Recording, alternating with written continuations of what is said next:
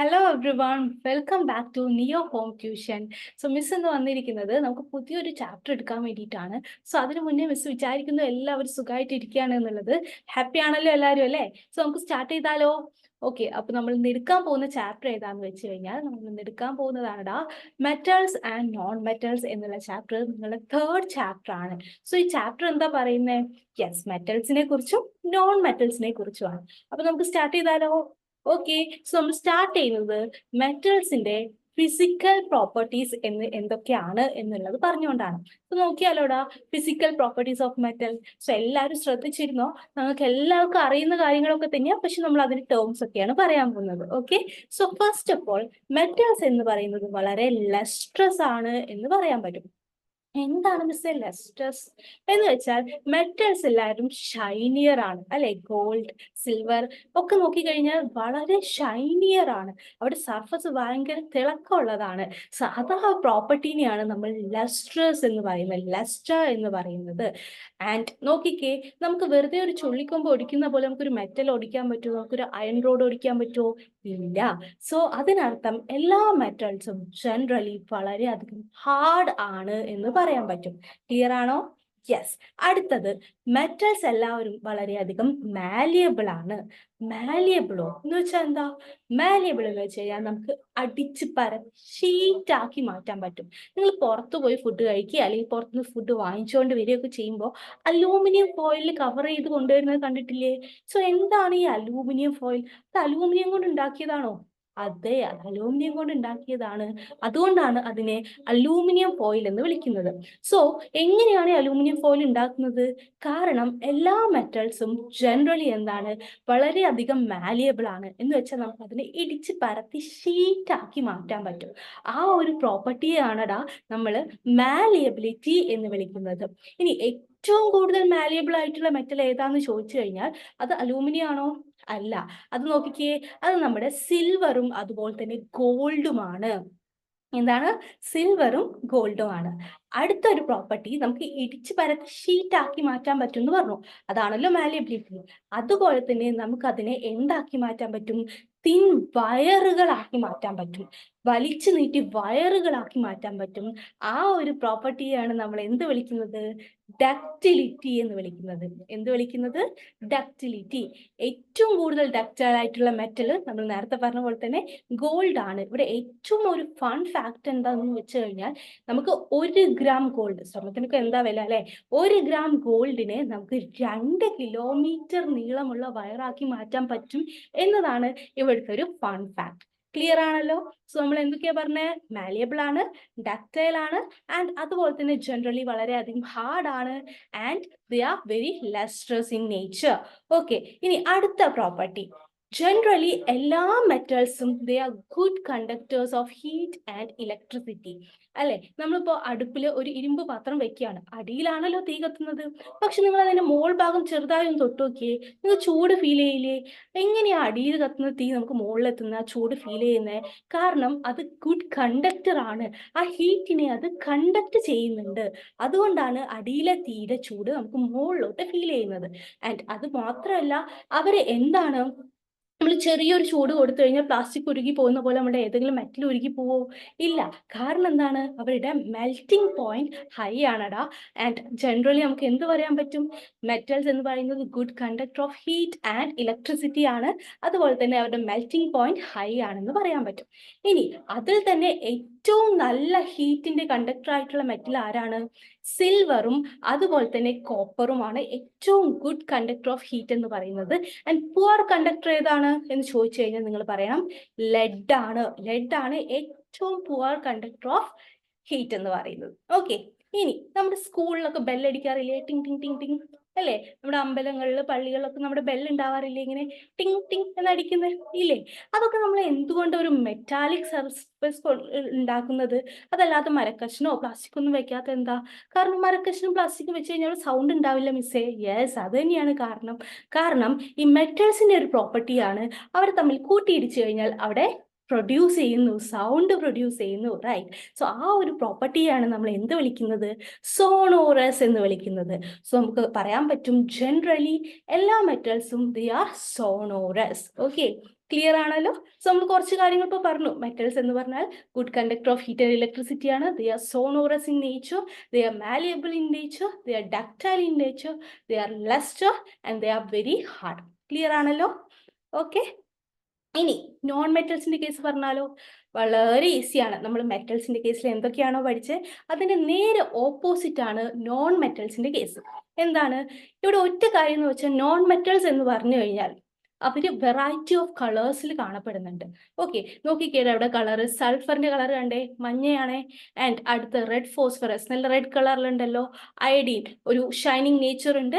And carbon കറുപ്പ് കളറിലാണ് കാണപ്പെടുന്നത്, അല്ലെ? അപ്പോൾ വെറൈറ്റി ഓഫ് കളറിൽ കാണപ്പെടുന്ന ആളുകളാണ് നോൺ മെറ്റൽസ് എന്ന് പറയുന്നത്. ഇനി നേരത്തെ പഠിച്ചതിന്റെ ഒക്കെ നേരെ ഓപ്പോസിറ്റ് എന്തൊക്കെയാണ്?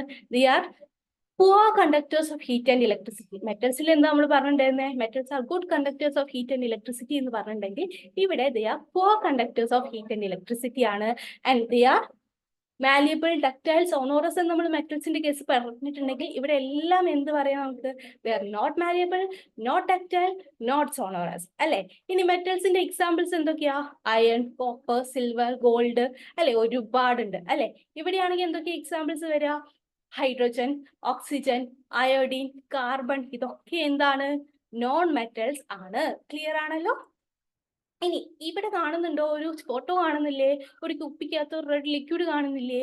ഇത് ജനറലി നമ്മൾ കാണപ്പെടുന്ന എല്ലാ നോൺ മെറ്റൽസും ഒന്നെങ്കിൽ സോളിഡ് സ്റ്റേറ്റിലോ അല്ലെങ്കിൽ ഗാഷ്യസ് സ്റ്റേറ്റിലോ ആണ് കാണപ്പെടുക. പക്ഷേ ഇവിടെ ഈ കാണപ്പെടുന്ന ഈ സാധനം എന്താണെന്നറിയോ? ഇതാണ് ഇടാ ബ്രോമിൻ. എന്താണ്? ബ്രോമിൻ. Br എന്നുള്ള ഇതിൽ അറിയപ്പെടുന്ന ബ്രോമിൻ ആണ് ഇത്. ഓക്കെ, ഈ ബ്രോമിന്റെ പ്രത്യേകത എന്താന്ന് ചോദിച്ചു കഴിഞ്ഞാൽ, ബ്രോമിൻ ഒരു നോൺ മെറ്റൽ ആണ്. പക്ഷേ ഇത് കാണപ്പെടുന്നത് ലിക്വിഡ് സ്റ്റേറ്റിലാണ്. എന്താണ്? Bromine is a non metal which is found in liquid state. അതൊരു എക്സെപ്ഷൻ ആണല്ലോ. ഓക്കെ, നോട്ട് ചെയ്ത് വെച്ചോളൂ. All right. ഇനി ഇങ്ങനെയൊക്കെ ആണ് നമ്മൾ ജനറലി മെറ്റൽസ് ഇങ്ങനെയൊക്കെയാണ്, ജനറലി നോൺ മെറ്റൽസ് ഇങ്ങനെയൊക്കെയാണ് എന്ന് പറഞ്ഞു കഴിഞ്ഞാലും സയൻസ് ആണല്ലോ, കെമിസ്ട്രി ആണല്ലോ, അവിടെ കുറച്ച് എക്സെപ്ഷൻസ് എന്തായാലും കൂടെ ഉണ്ടാവുമല്ലോ. യെസ്, ഇവിടെയും കുറച്ച് എക്സെപ്ഷൻസ് ഉണ്ട്. ആ എക്സെപ്ഷൻസ് എന്തൊക്കെയാണ് എന്നാണ് ഇനി നമ്മൾ പറയാൻ പോകുന്നത്. ഇനി ഫസ്റ്റ് എക്സെപ്ഷൻ എന്ന് പറഞ്ഞു കഴിഞ്ഞാൽ, നേരത്തെ നമ്മൾ പറഞ്ഞിട്ടുണ്ടായിരുന്നു എല്ലാ മെറ്റൽസും സോളിഡ് സ്റ്റേറ്റിലാണ് കാണപ്പെടുന്നത് എന്ന് പറഞ്ഞിട്ടുണ്ടായിരുന്നു. പക്ഷെ ഇവിടെ ഒരു എക്സെപ്ഷൻ ഉണ്ട്. അതാണ് നമ്മുടെ മെർക്കുറി. എന്താണ്? മെർക്കുറിയുടെ ഫോട്ടോ ഇവിടെ കാണുന്നുണ്ടല്ലോ. മെർക്കുറിയുടെ പ്രത്യേകത, mercury is the only metal which is found in liquid state at room temperature. Room ടെമ്പറേച്ചറിൽ ലിക്വിഡ് സ്റ്റേറ്റിൽ കാണപ്പെടുന്ന ഒരേ ഒരു മെറ്റലാണെടാ മെർക്കുറി. മെർക്കുറിയുടെ കാണുന്നുണ്ടല്ലോ, ലിക്വിഡ് സ്റ്റേറ്റിൽ നല്ല ബബിള് പോലെ കാണുന്നുണ്ടല്ലോ. യെസ്, അതാണ് മെർക്കുറിയുടെ പ്രത്യേകത. ഇനി മെറ്റൽസിന് ഹൈ മെൽറ്റിംഗ് പോയിന്റ് ആണ്, പെട്ടെന്നൊന്നും ഉരുകി പോയില്ല എന്ന് നമ്മൾ നേരത്തെ പറഞ്ഞു, അല്ലേ? അവിടെയും ഒരു എക്സെപ്ഷൻ ഉണ്ട്. നമ്മുടെ കൈയുടെ ഉള്ളിൽ വെച്ചാൽ പോലും അലിഞ്ഞു പോകുന്ന മെറ്റൽസ് നമുക്ക് ഉണ്ട്. അതാണ് ഗാലിയം ആൻഡ് സീഷ്യം. ഇവിടെ ഗാലിയത്തിന്റെയും സീഷ്യത്തിന്റെയും ഫോട്ടോസ് കാണുന്നുണ്ടല്ലോ. ഗാലിയത്തിന്റെയും സീഷ്യത്തിന്റെയും പ്രത്യേകത, അവർക്ക് വളരെ കുറഞ്ഞ മെൽറ്റിംഗ് പോയിന്റ് ആണ്. എന്ന് വെച്ചാൽ നമ്മുടെ കൈയുടെ ഉള്ളിൽ വെച്ച് കഴിഞ്ഞാൽ നമ്മുടെ ബോഡി ടെമ്പറേച്ചർ കൊണ്ട് പോലും മെൽറ്റ് ചെയ്യാൻ പറ്റുന്നവരാണ് ഗാലിയവും സീഷ്യവും. ഓക്കെ, സോ ഗാലിയത്തിന്റെയും സീഷ്യത്തിന്റെയും പ്രത്യേകത, അവര് വളരെ കുറഞ്ഞ മെൽറ്റിംഗ് പോയിന്റ് ഉള്ള മെറ്റൽസ് ആണ്. ഇനി അയോഡിന്റെ പ്രത്യേകത എന്താണ്? നമ്മൾ നേരത്തെ പറഞ്ഞിട്ടുണ്ടായിരുന്നു, മെറ്റൽസിന്റെ പ്രത്യേകതയാണ് ലസ്ട്രസ്, തിളക്കം കാണിക്കുന്നത്, സർഫസ് തിളക്കം കാണിക്കുന്നത് മെറ്റലിന്റെ പ്രത്യേകതയാണ് എന്നല്ലേ പറഞ്ഞേ? പക്ഷേ ഇവിടെ നോൺ മെറ്റൽ ആയിട്ടുള്ള അയോഡിൻ എന്ത് കാണിക്കുന്നുണ്ട്? ഈ ലസ്ട്രസ് നേച്ചർ കാണിക്കുന്നുണ്ട്. ഇവിടെ അയോഡിനെ കാണുന്നുണ്ടോ? കുറച്ച് തിളക്കം കാണുന്നില്ലേ? സോ അയോഡിൻ ഒരു നോൺ മെറ്റൽ ആണ്, ബട്ട് സ്റ്റിൽ അത് എന്ത് കാണിക്കുന്നുണ്ട്? ലസ്ട്രസ് ബിഹേവിയർ കാണിക്കുന്നുണ്ട്. അടുത്തൊരു നോൺ മെറ്റൽ ആണ് കാർബൺ. കാർബണിനെ കുറിച്ച് പറയുകയാണെങ്കിൽ മിസ്സിന് ഒരുപാട് പറയാനുണ്ട്. നമുക്കൊരു ചാപ്റ്റർ തന്നെ കാർബണിനെ കുറിച്ച് പഠിക്കാനുണ്ട്. അതിനെക്കുറിച്ച് നമുക്ക് അടുത്ത ക്ലാസ്സിൽ ഡിസ്കസ് ചെയ്യാം. ഓക്കെ, ഇവിടെ കാർബണിനെ കുറിച്ച് പറയുകയാണെങ്കിൽ ഏറ്റവും വില കുറഞ്ഞ കരി, നമ്മുടെ അടുപ്പിൽ കിട്ടുന്ന കരി, അത് കാർബൺ ആണ്.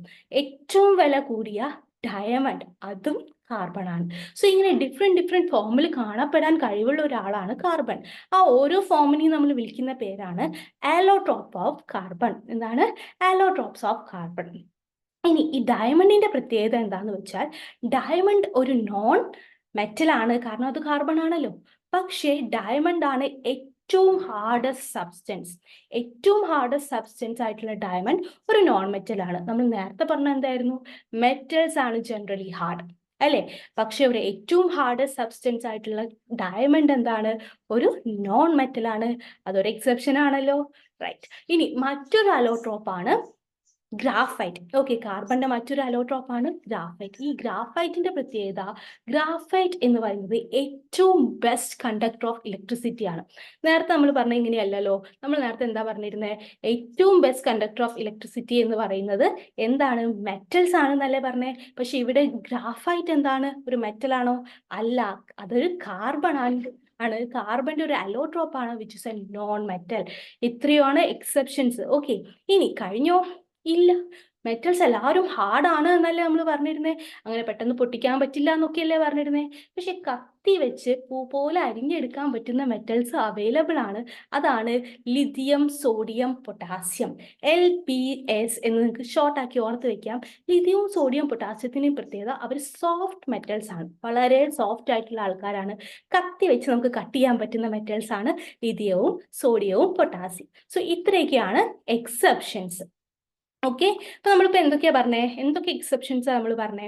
നമ്മൾ പറഞ്ഞത് ബ്രോമിൻ ലിക്വിഡ് സ്റ്റേറ്റിൽ കാണപ്പെടുന്ന നോൺ മെറ്റൽ ആണ്, ആൻഡ് ലിക്വിഡ് സ്റ്റേറ്റിൽ കാണപ്പെടുന്ന മെറ്റൽ ആണ് എന്ത്, മെർക്കുറി എന്ന് പറയുന്നത്. കാർബണിന്റെ അലോട്രോപ്സ് നമ്മൾ പറഞ്ഞു, ഡയമണ്ട് ഏറ്റവും ഹാർഡ് ആണ്. ബ്രോമിൻ അല്ല, നമ്മുടെ ഗ്രാഫൈറ്റ് എന്താണ്, ഗ്രാഫൈറ്റ് ഒരു ഗുഡ് കണ്ടക്ടർ ഓഫ് ഇലക്ട്രിസിറ്റി ആണെന്ന് പറഞ്ഞു. സോഫ്റ്റ് മെറ്റൽസ് LPS എന്ന് പറഞ്ഞു, ലിഥിയവും സോഡിയവും പൊട്ടാസ്യവും, അതൊക്കെയാണ് നമ്മൾ പറഞ്ഞത്. ക്ലിയർ അല്ലേ? ഇനി വേറൊരു കാര്യം പറയുകയാണെങ്കിൽ, മോസ്റ്റ് ഓഫ് ദ നോൺ മെറ്റൽസും വാട്ടറുമായിട്ട് ഡിസോൾവ് ചെയ്യുന്ന സമയത്ത് പ്രൊഡ്യൂസ് ചെയ്യുന്നത് അസിഡിക് ഓക്സൈഡ്സ് ആണ്. പക്ഷേ ഇനി വേറൊരു കേസിൽ മെറ്റൽസ് ആണെങ്കിലോ, മെറ്റൽസ് വാട്ടറുമായിട്ട് ഡിസോൾവ് ചെയ്ത് കഴിഞ്ഞാൽ നമുക്ക് പ്രൊഡ്യൂസ് ചെയ്യുന്നത് ബേസിക് ഓക്സൈഡ്സ് ആണ്. ഇത്രയും കാര്യങ്ങളൊന്ന് ഓർത്ത് വെക്കുക. ചുരുങ്ങിയ സമയം കൊണ്ട് തന്നെ നമ്മൾ ഒരുപാട് കാര്യങ്ങൾ പറഞ്ഞിട്ടുണ്ട്. അപ്പോൾ മിസ് ഒന്ന് ഷോർട്ടാക്കി തരട്ടെ. നമ്മൾ എന്ന് പറഞ്ഞിട്ടുണ്ടായിരുന്നത് മെറ്റൽസിനെയും നോൺ മെറ്റൽസിനെയും കുറിച്ചാണ്. മെറ്റൽസിന്റെ ഫിസിക്കൽ പ്രോപ്പർട്ടീസ് നമ്മൾ പറഞ്ഞു, നോൺ മെറ്റൽസിന്റെ ഫിസിക്കൽ പ്രോപ്പർട്ടീസ് പറഞ്ഞു, അതിലുള്ള ചില എക്സെപ്ഷൻസും ആണ് എന്ന് പറഞ്ഞിട്ടുണ്ടായിരുന്നത്. സോ എല്ലാ ഫ്രണ്ട്സിനും അത് ക്ലിയർ ആയി എന്ന് വിചാരിക്കുന്നു. സോ അടുത്ത ക്ലാസ്സിൽ നമുക്ക് എന്ത് ചെയ്യാം, നമുക്ക് പുതിയൊരു ചാപ്റ്റർ ആയിട്ട് വരാം.